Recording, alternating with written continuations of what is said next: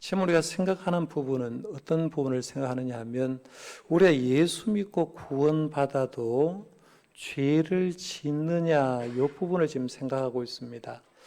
여러분 예수 믿고 구원받은 사람은 죄를 짓습니까? 안 짓습니까?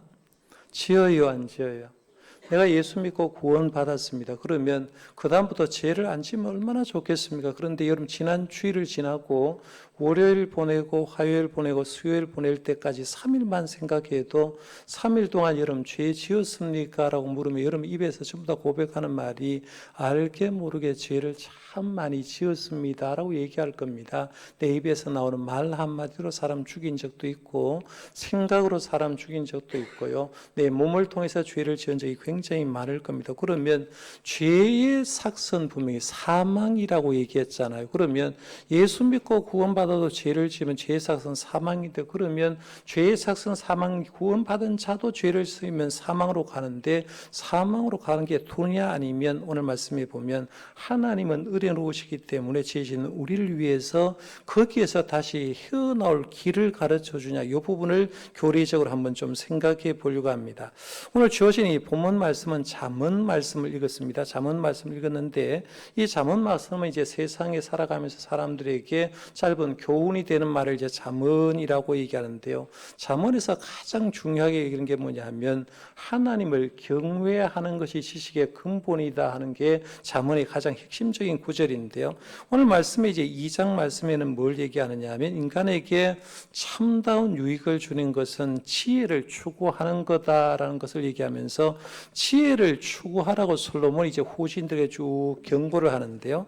1절 말씀부터 시작해서 4절 말씀은 인간은 지혜에게 관심을 갖고 구하고 귀하게 여겨야 된다라는 그 얘기합니다. 이제 11월 달도 말도 지나고 12월 달 쭉 되면 또 한 해가 지나가잖아요. 그러면 어김없이 여러분이 오는 게 뭐냐면 또 조금만 더 지나면 아이고 내가 한 살 더 먹었네, 한 살 더 먹었네 라고 얘기할 겁니다. 아무것도 한 것 없는데 조금만 지나면 또 한 살 먹어가지고 아이고 내가 벌써 나이가 이렇게 됐냐 하는데요. 이 땅을 살아가면서 나이가 얼마든지 간에 중요한 건 진짜 지혜롭게 사는 것이 뭐냐로 할 때 참된 지혜에 관심을 좀 가지라는 거예요. 참된 지혜에 관심을 가지고 지혜가 귀하다는 걸 알고 지혜를 구하라라고 얘기하는데요. 오늘 말씀해 보면 이제 지혜를 구하게 되면 5절 말씀에 뭘 얘기하느냐 하면 이렇게 말하죠. 4절 말씀 끝에 보면 그것을 찾으면 이렇게 말하면서 지혜를 찾으면 5절에 이런 결과가 주어집니다. 여호와 경외하기를 깨달으며 하나님을 알게 되리니라고 했어요. 오늘 본문 말씀 가운데 아마 가장 귀한 말씀이라면 오늘 말씀 5절 말씀이 귀하다고 했는데 지혜를 구하고 지혜를 찾게 되면 하나님을 경외함을 깨닫게 되고 하나님을 알게 될 거다는 거예요. 하나님을 구하는 자마다 하나님은 지혜를 선물로 주는 줄 믿으시길 바랍니다. 우리가 기도하는 것도 사실은 지혜를 구하는 거잖아요. 이 험한 세상에 하나님 어떻게 살지를 몰라요. 내가 하는 일을 어떻게 처리해야 될지 몰라요. 누가 이 대인관계를 하면서 저 사람과 어떻게 해야 할지 모를 때 하나님 앞에 지혜를 구하는 게 기도잖아요. 그러면 지혜를 구하다 보면 하나님의 뜻을 알게 되고 하나님의 뜻을 알게 되면 결국에는 훨씬 더 지혜로운 삶을 살게 되는데 5절 말씀에 이제 신적 지혜를 추구한 결과를 쭉 얘기하고 6절 이하의 말씀은 지혜를 얻은 자가 실생활에서 어떤 유익을 얻는가를 쭉 얘기를 하면서 하나님의 은총에 대해서 쭉 계시를 하고 있습니다. 그러니까 잠언 2장의 말씀을 읽어가지고 이제 설교할 내용도 있지만 이 본문 말씀을 근거로 해가지고 오늘 다루려고 하는 것은 뭐냐면 죄를 지으면 죄의 대가가 뭔지 그리고 죄의 대가를 바로 한 다음에 우리 주님은 이를 피할 방법을 주셨는데 그 피할 방법이 뭔가를 이 부분을 좀 생각하려고 합니다. 자, 그럼 이제 소율이 문답 107문 가운데 84문을 한번 볼까요? 84문은 제목이 이렇습니다. 모든 죄는 그 대가를 받아야 마땅합니까? 해서 답을 여러분이 한번 읽어보십시오. 시작. 모든 죄는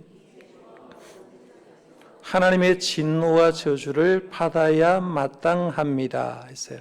84문에 다룬 내용은 뭐냐면 하나님의 진노와 저주를 금생에서 내생에서 죄를 지면 받는다라는 거예요. 그러면 내가 죄를 지면 이 세상을 살아갈 때도 하나님 앞에서 징벌을 받게 되고 진노를 받게 되고 저주를 받게 되고요. 죽음 이후에도 저주를 받게 된다라고 얘기하는데 우리가 죄가 뭡니까? 라고 물으면 어떻게 정리할래요? 죄가 뭡니까? 라고 말하면 지난 소요리 문답에서 공부를 했어요. 14문에서 죄를 정의하면서 이렇게 했습니다. 죄란 하나님의 법을 순종함에 있어서 부족하거나 하나님의 법을 어기는 것을 죄라고 했어요. 우리가 하나님의 법을 순종하는 것에 있어서 부족하거나 하나님의 법을 어기는 것을 죄라고 얘기하면 우리가 이 땅을 살아가면서 하나님의 법을 순종하고 하나님의 영광을 위해서 살아야 되는데 그것을 살지 못하면 우리는 죄를 지었다라고 볼 수 있죠. 그러면 죄를 지으면 어떤 벌이 있느냐 하면 최초의 인간들 한번 생각해 보세요. 창세기 말씀을 열면 하나님이 이제 에덴 동산을 창설하시고 사람을 만드셨잖아요.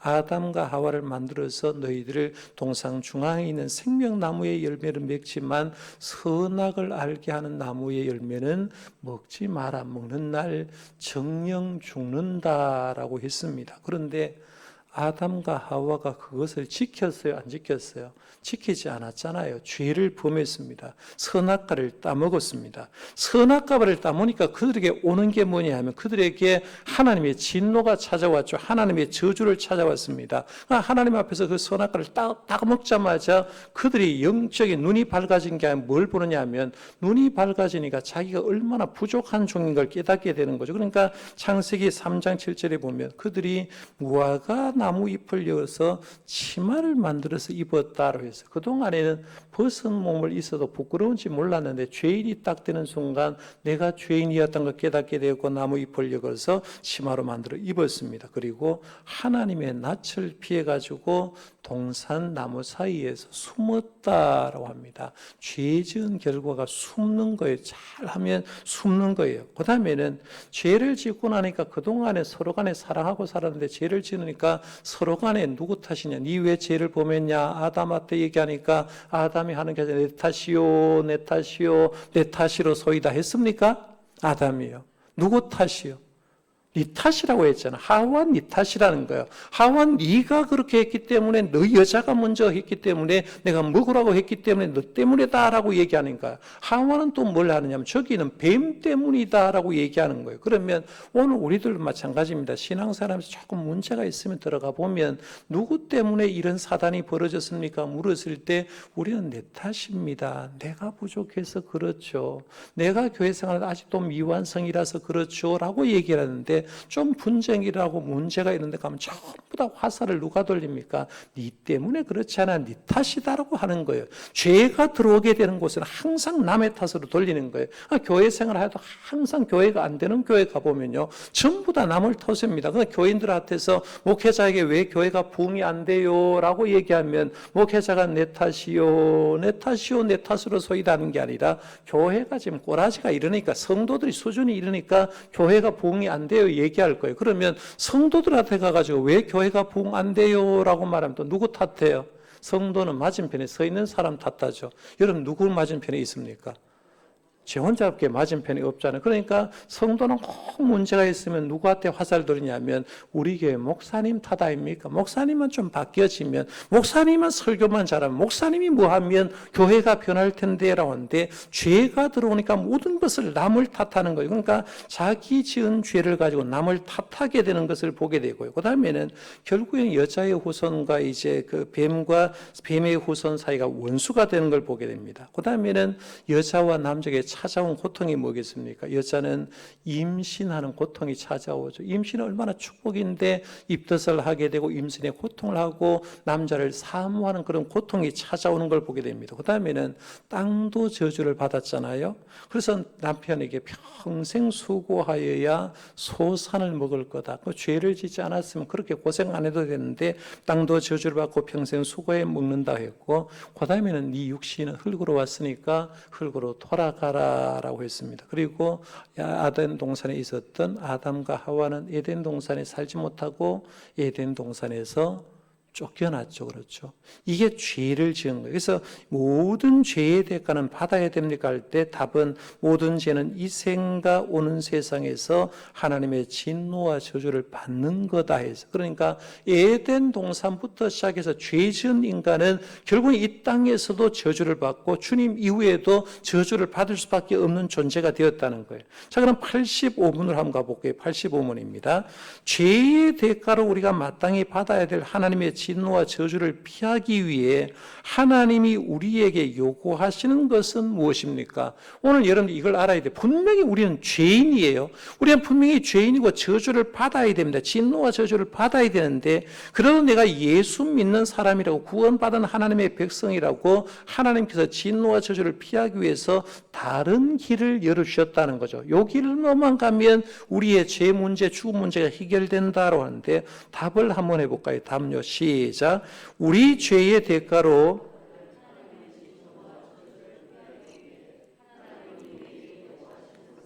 그리스도의 구속에 유익을 끼치려는 모든 외적인 수단들을 사용하여 예수 그리스도 안에 믿음과 생명에 이르는 회개를 하는 것입니다 했어요.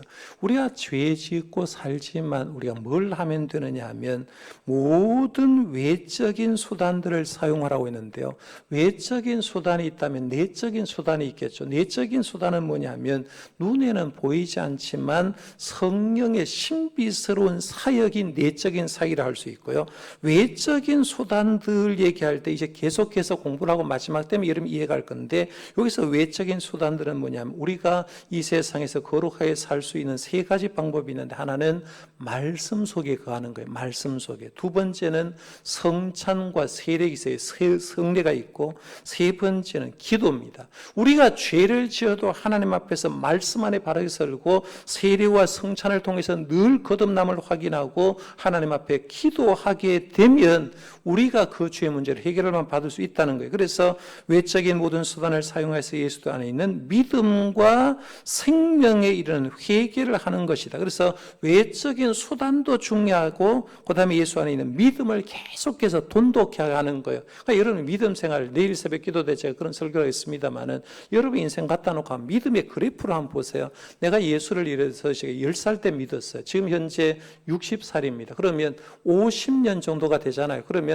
그래프를 일직선으로 딱 한번 그려보세요. 그려놓고 내가 지금 믿음 생활할 때 어느 시절에 믿음이 좋았던지, 그러면 가만히 한번 생각해 보면 내가 뜨거울 때가 있었을 겁니다. 내가 30살 때 굉장히 뜨거웠지. 그때 새벽 기도하고 기도했고 말씀 속에 은혜가 되어서 전도도 많이 했지. 굉장히 뜨거웠을 때도 있을 거예요. 뜨거웠을 때도 있지만 반면에 뜨겁다가 어느 순간 자기 평균 밑으로 내려갔던 적도 있습니다. 신앙이 침체되어 있을 때도 있다는 거예요. 그러면 그렇게 내려갔다가 올라갔다가 내려갔다가 올라갔다가 지금 현재 내 나이까지 신앙 사는 지 한 30년, 40년, 모태 신앙의 사람은 60, 70이면 태어날 때부터 했기 때문에 70년, 80년 했을 수가 있는데, 그러면 그때 내 믿음은 과연 지금 현재 얼마나 변하고 있는가를 생각해 봐야 돼요. 여러분의 믿음은 옛날에 비해서 올라가 있습니까? 아니면 옛날에 비해서 내려가 있습니까? 라고 물었을 때 내 믿음이 올라가야 되는데, 성숙해져야 되는데 믿음이 떨어지는 성도가 갈수록 많아요.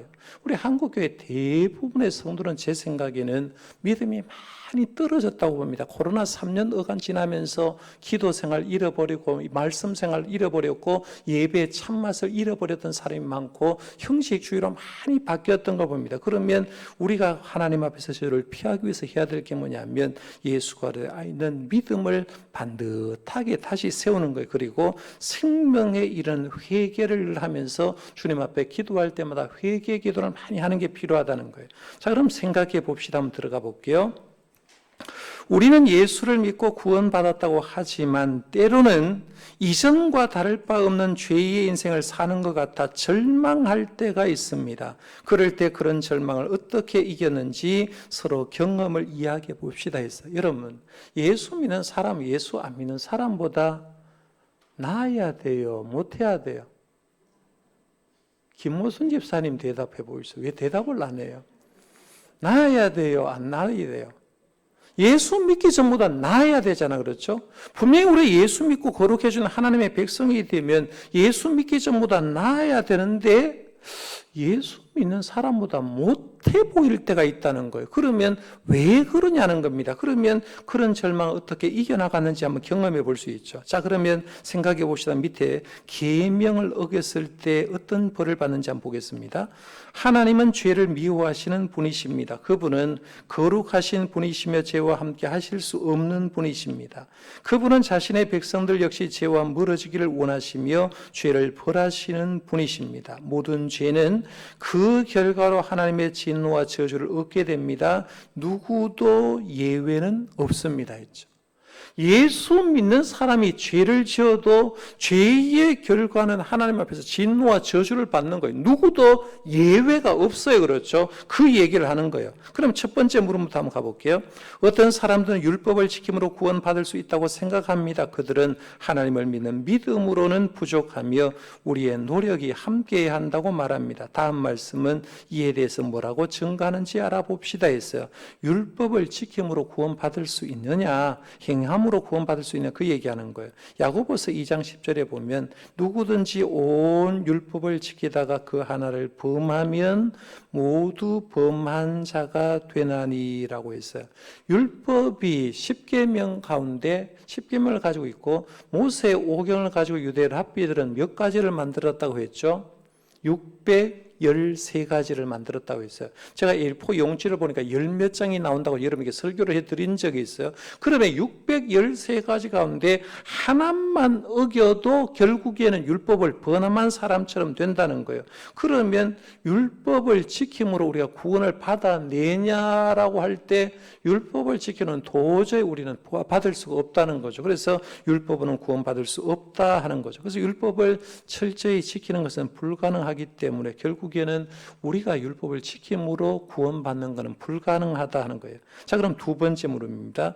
우리는 이미 죄의 삭선 사망이라고 배웠습니다. 다음 구절을 읽고 외우어 봅시다 했는데요. 로마서 6장 23절 우리 외우기는 시간이 부족하니까 두 번 정도 한번 읽어볼게요. 같이 한번 읽어봅니다. 시작. 죄의 삭선 사망이요 하나님의 은사는 그리스도 예수 우리 주 안에 있는 영생이니라. 한 번 더 합니다. 죄의 삭선 사망이요 하나님의 은사는 그리스도 예수 우리 주 안에 있는 영생이니라. 죄의 결과는 사망이고 하나님의 은사는 주님 안에서 영생이다라고 했어요. 그러니까 누구도 죄를 피할 수 없으니까 우리는 어떻게 됩니까? 결국 죽게 되죠. 그렇죠?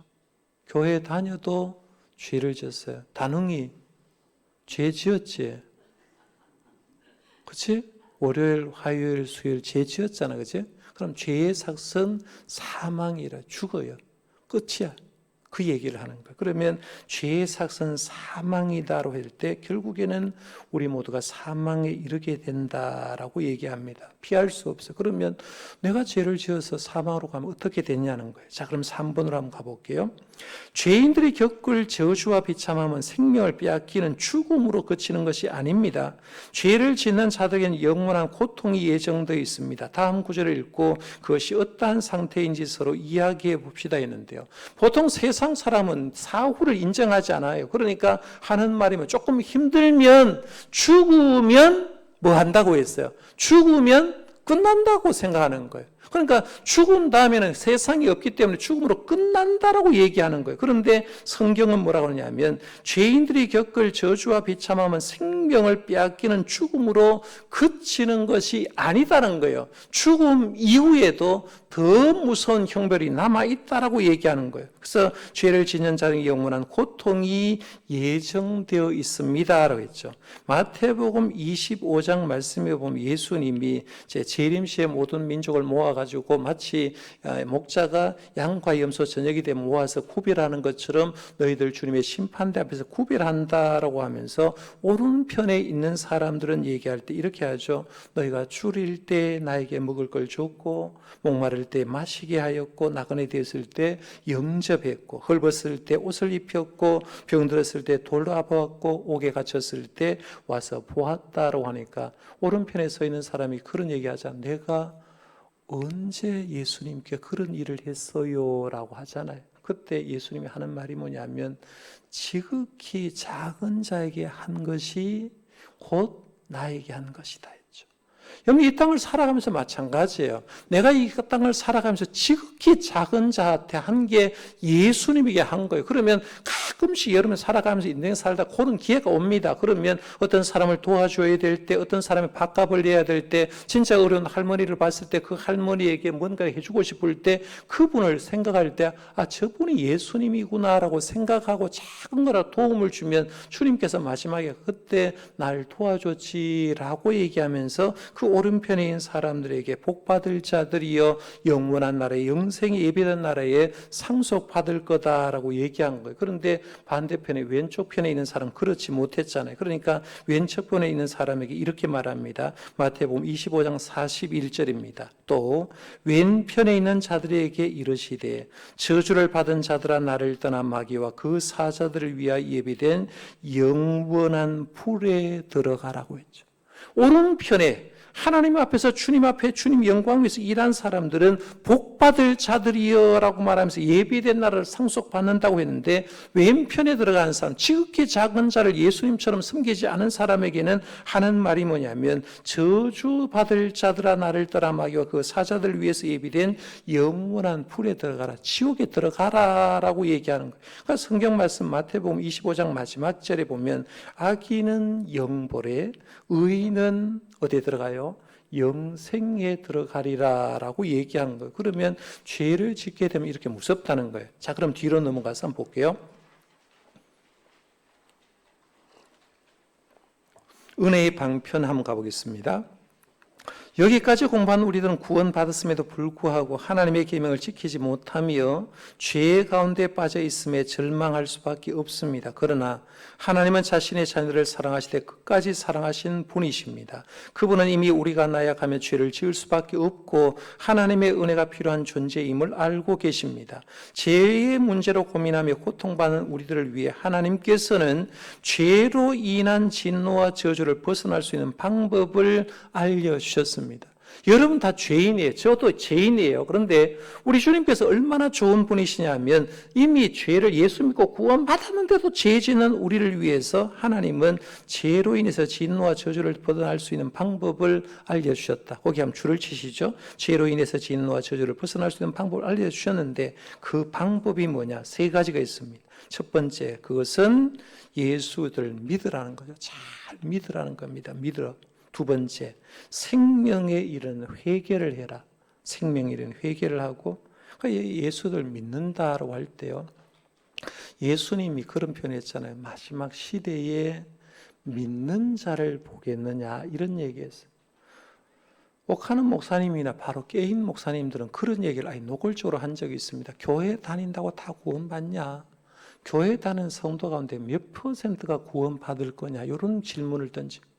그럼 교회 나온다고 다 구원받은 게 아니에요. 그냥 교회 나오니까 성도라고 불러주고 교회 나오니까 집사라고 불러주시면 하나님 앞에 바르게 살지 못하는 사람은 이렇게 살아도 결국에는 죄 문제 해결하지 못할 때가 있잖아요. 왜? 그 뒤로 관리를 하지 않기 때문에 그런 거예요. 그러면 우리가 죄와 진노를 벗어날 수 있는 방법은 첫 번째가 예수를 제대로 믿으라는 거예요. 예수를 제대로 믿고, 두 번째는 생명에 이르는 회개를 좀 하라는 거예요. 그 다음에 세 번째가 그리스도께서 구속의 유익을 우리에게 끼치기 위해서 주신 수단들을 부지런히 사용해라. 아까 말씀드렸어요. 거기에 세 가지가 나옵니다. 이건 다시 해서 반복적으로 나오니까 말씀과 성례와 기도 얘기했어요. 주신 수단들, 말씀을 가까이 하는 거. 그 다음에는 성례를 잘 참석하는 겁니다. 성찬과 세례에 참석하고, 그 다음에 세 번째가 기도하는 거예요. 내가 하나님 앞에서 바르게 살려고 하면 그 세 가지가 없으면 나는 무너지게 되거든요. 아무리 훌륭한 종도 말씀 빠져버리면 그 사람 능력이 없어요. 기도 빠져버리면 그 사람 능력 없어요. 그리고 성찬식 참석하고 예수님의 십자가 의미를 제대로 알지 못하는 사람은 능력이 없는데 그런 수단들을 잘 사용하라는 거예요. 자, 그럼 첫 번째 질문입니다. 진노와 저주를 피하기 위해서 예수를 믿으라는 이유는 무엇일까요? 다음 구절을 통해서 알아봅시다 했는데 빌립보서 3장 9절에 보면 이렇게 말합니다. 그 안에서 발견되려 함이니 내가 가진 은은 율법에서 난 것이 아니 오직 그리스도를 믿음으로 말미암은 것이니 곧 믿음으로 하나님께로부터 난 의라라고 했어요.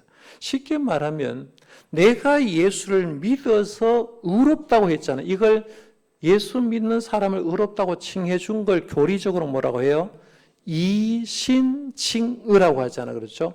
내가 주님을 믿음으로 주님은 나를 내 믿는 걸 보고 의롭다고 인정해 주는 거예요. 그러니까 내가 의로워서 의로운 게 아니라는 거죠. 그렇죠? 내가 의로워서 의롭다고 인정하는 게 아니라 내가 예수를 믿는 그걸 보고 하나님께서 의롭다고 한 거예요. 그러면 내가 이신칭의의 교례를 통해서 의롭다고 해도 결국에는 나는 죄인 그대로 있는 거죠. 그렇죠? 주님이 나를 그냥 의롭다고 인정해 줄 뿐이에요. 그래서 예수님의 그 십자가에 진 의가 나에게 전가되었을 뿐이라는 거죠.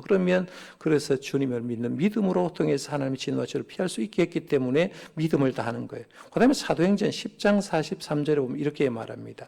그에 대하여 모든 선지자도 증언하되 그를 믿는 사람들이 다 그의 이름을 힘입어 죄 사함을 받는다 하였느니라 했는데, 죄 사함 받는 것도 예수님의 이름을 힘입어서 얻는 거다라고 한 거죠. 그러니까 주님께서 우리를 믿어야 우리 예수님의 이름으로 죄 사함을 받을 수 있다는 거예요. 자, 그럼 두 번째 물음 한번 가볼게요. 진노와 저주를 피하기 위해서 생명에 이르는 회개를 하라고 요구하시는 이유는 무엇일까요? 다음 구절을 통해서 알아봅시다 했는데, 사도행전 3장 99절의 말씀에 보면 그러므로 너희가 회개하고 돌이켜 너희 죄 없이 함을 받으라. 이같이 하면 새롭게 되는 날이 주 앞으로부터 이를 것이요 했어요. 그런데 구원파 같은 경우는 이런 얘기를 합니다. 너희들 구원받았으니까 어떤 죄를 지어도 괜찮다고 얘기를 합니다. 그런데 정상적인 교단은 뭘 얘기하느냐면, 너희 구원받았던 사람 같으면 구원받았어도 살면서 죄를 지니까 회개 기도를 많이 해야 된다라고 말하면서 회개를 얘기하는 거예요. 우리가 교회 오면 주일 낮 예배 시간에 들어가는 게 뭐예요? 참회 기도가 들어가잖아요. 그러면 참회 기도를 통해서 고백의 기도가 쭉 합니다. 공동의 기도 제목 하다 보면 이게 남 얘기가 아니라 공동의 기도 제목이 내 얘기가 될 수 있죠. 한 주간 살아오면서 내가 하나님의 뜻대로 살아야 되는데 살지 못해서 이렇습니다 쭉 고백하다 보면 내가 얼마나 죄인지 보게 돼요. 그리고 내 스스로 계속해서 이어지는 고백을 할 때 참회 기도가 참 중요한데요. 우리가 회개를 해야 죄 없이 함을 받는다는 거죠. 그러면 우리가 회개의 기도를 할 때 진솔하게 할 필요가 있어요. 그리고 그 말씀을 가지고 이제 목회자가 하나님의 말씀 구절을 가지고 사죄의 확신, 하나님 말씀은 회개하는 자에게 이렇게 용서했다고 약속하셨으니까 이 말씀에 근거해서 여러분 죄가 용서받았음을 믿으시기 바랍니다. 선언해 주는 거예요. 자, 그럼 사도행전 2장 38절도 한번 볼게요. 베드로가 이르되 너희가 회개하여 각각 예수의 이름으로 세례를 받고 죄 사함을 받으라 그리하면 성령을 선물로 받으리니. 내가 지금도 하나님 앞에 나와서 회개하게 되면 성령 충만을 받을 수 있다는 거죠. 그러니까 성령의 역사가 일어나는 곳에는, 부흥의 역사가 있는 곳에는 항상 선행되는 게 뭐냐면 회개입니다. 회개예요.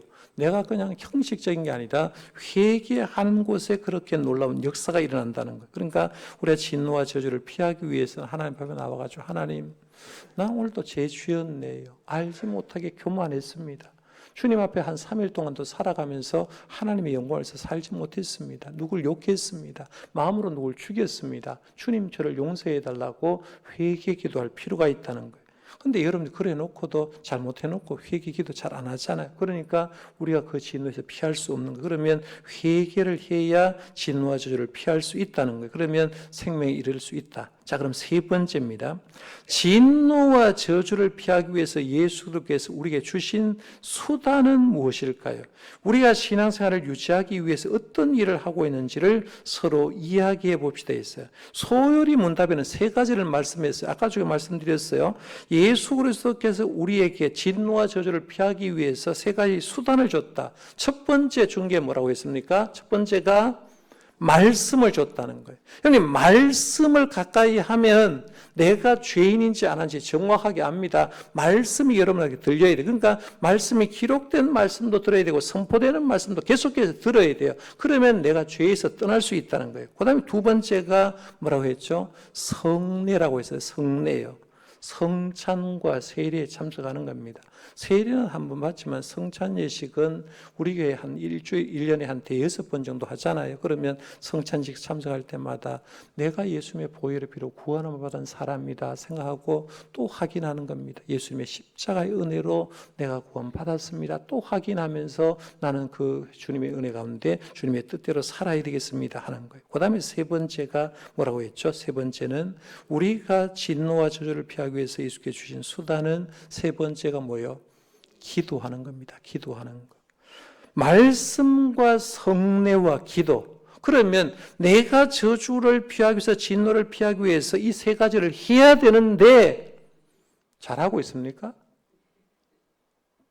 그냥 와가지고 나 신앙생활 잘하는 것처럼 얘기하잖아요. 대충 해도 나 이렇게 하면 진노와 저주를 피할 줄 알아요. 그냥 교회 한 번 와가지고 뭐 가가지고 교회에서 생각하면서 아무것도 하지 않을 때가 많다는. 그런데 소율이 문답에 목회자들 앉아가지고 하는 말이 뭐냐면 말씀 속에 들어가야 된다. 성례에 제대로 참석해야 되고, 세 번째는 기도하는 삶을 살지 않으면 너는 진노와 저주를 피할 수가 없다라고 얘기한 거예요. 그러니까 힘들어도 우리가 노력해야 될 게 뭐냐면 말씀과 성찬과 세례와 기도에 진심을 다할 필요가 있어요.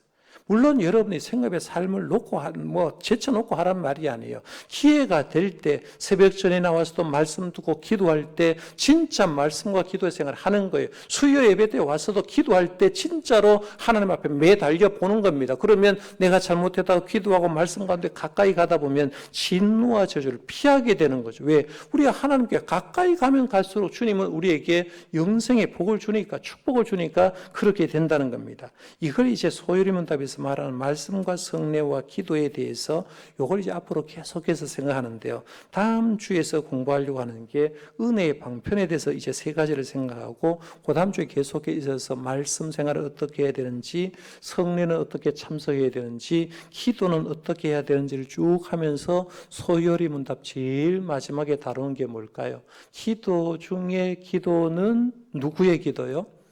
주님 가르친 기도예요. 그래서 소요리 문답 마지막에는 기도로 끝납니다. 우리가 기도가 얼마나 중요한지, 그리고 기도 중에 기도가 주님의 가르친 기도인데 주님의 가르친 기도대로 기도를 해야 된다. 그런 내용을 하는데, 그거는 계속해서 이어서 이제 공부를 할 겁니다. 자, 그럼 정리해 봅시다. 오늘 여러분이 얼마나 공부를 잘했는지 답을 한번 해볼게요. 죄의 결과는 하나님의 영원한 두 가지가 있어요. 하나는 진노와 하나는 저주입니다. 그렇죠? 죄의 결과는 하나님의 영원한 진노와 저주를 받습니다. 에덴 동산부터 시작해서 그랬어요. 진노와 저주이지만 예수 그리스도를 믿는 사람들은 세 가지를 잘 하라는 거예요. 예수를 믿는 첫 번째는 믿음 생활 잘 하라는 거예요. 믿음 생활 잘 하라.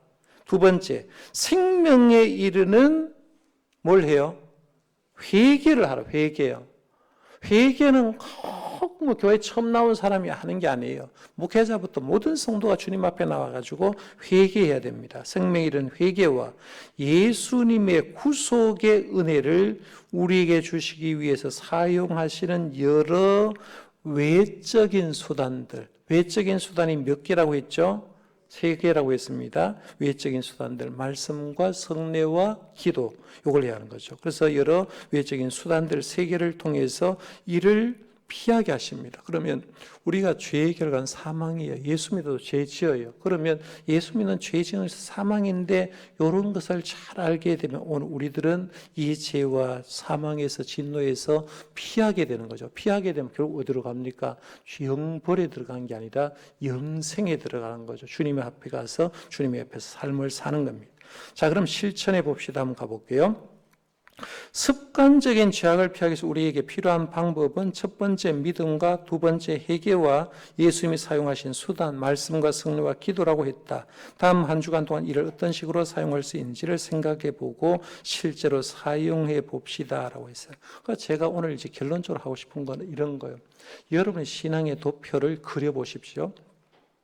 내가 예수 처음 믿을 때하고 지금 현재 예수 믿고 나서 10년 지나고 20년 지났는데 믿음이 올라가고 있는지 내려가고 있는지 이것만 한번 체크해 보십시오. 그러면 내가 지금 주님 볼 때 이런 모습 가지고 되겠냐? 지금 현재로 안수가 있는데 남 보지 마십시오. 남 보지 마라.